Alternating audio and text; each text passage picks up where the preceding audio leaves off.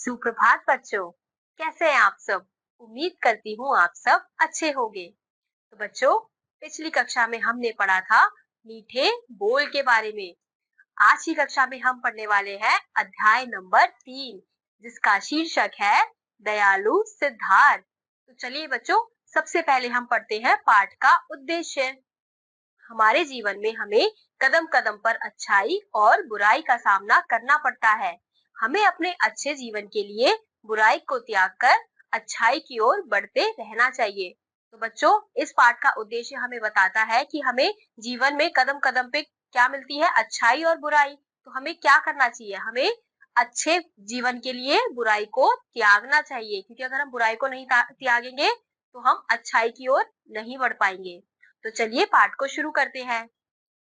राजा शुद्धोधन का दरबार। दो राजकुमार सिद्धार्थ और देवदत्त न्याय पाने के लिए खड़े हुए हैं। सिद्धार्थ के हाथों में एक घायल हंस है, देवदत्त के हाथों में धनुष बाण है। सिद्धार्थ के चेहरे से करुणा के भाव झलक रहे हैं। देवदत्त के चेहरे पर क्रोध और अहंकार के भाव है। तो हमने यहाँ पे देखा कि एक दरबार है। किसका दरबार है? राजा शुद्धोधन का दरबार है।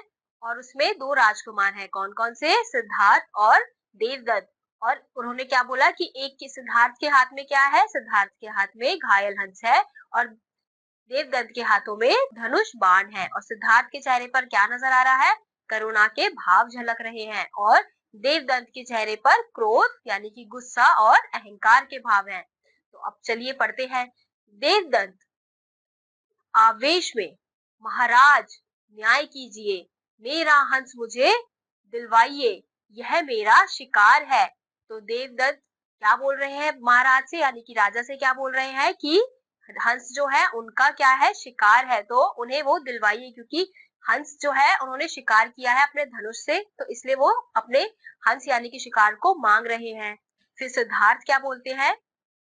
महाराज, इस बेचारे पक्षी को सबसे पहले सेवा शुश्रूषा की आवश्यकता है, कृपा करके आप सहायता कीजिए। तो सिद्धार्थ क्या बोल रहे हैं कि महाराज, ये बेचारा पक्षी क्या है? इसे घायल है और इसे किसकी जरूरत है? सेवा की जरूरत है, देखभाल की जरूरत है, इसलिए इसे आप इसकी सहायता कीजिए, इसकी देखभाल करने के लिए।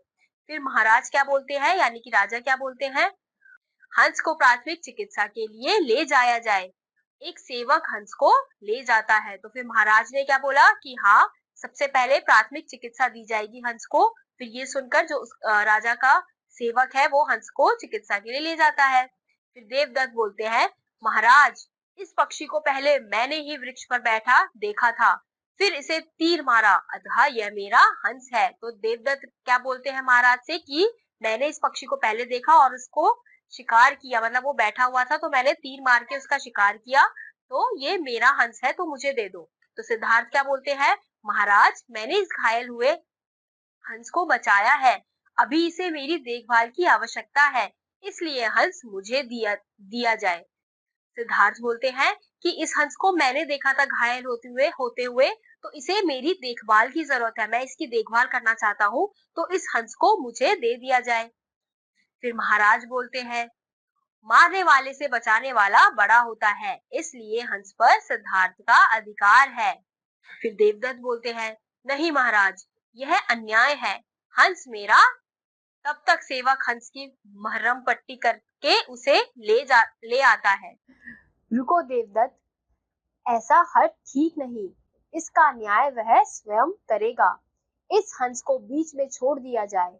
बारी बारी से देवदत्त और सिद्धार्थ हंस को बुलाएंगे।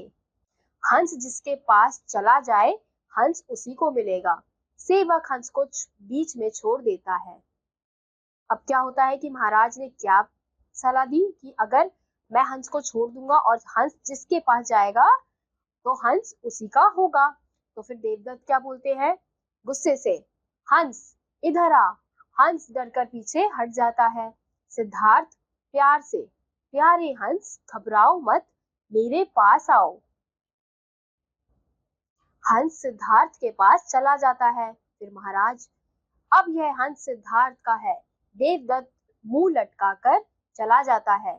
सिद्धार्थ हंस को उठाकर पुचकारने लगता है, हंस प्यार से सिद्धार्थ की गोद में दुबक जाता है।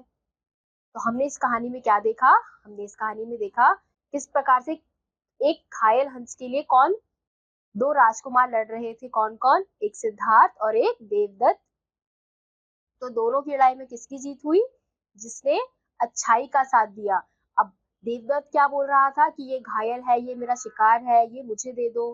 तो हंस उसके पास नहीं गया क्योंकि वो उसको डरा रहा था। लेकिन सिद्धार्थ ने उसकी मदद करने की सोची, मतलब उसका अच्छा करने का सोचा, तो हंस उसके पास चला गया। तो इस प्रकार से उसको हंस मिल गया।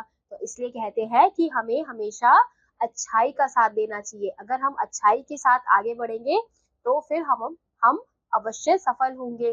तो इस कहानी से बच्चों हमें यही शिक्षा मिलती है कि हमें अच्छाई और बुराई दोनों देखने को मिलती है, लेकिन हमें हमेशा बुराई को त्याग कर अच्छाई के साथ आगे बढ़ना चाहिए। तो इसी के साथ आज का ये अध्याय यहीं समाप्त होता है। उम्मीद करती हूँ आपको ये अध्याय समझ आया होगा। मैं आपसे मिलूंगी अगली वीडियो में, तब तक के लिए बाय।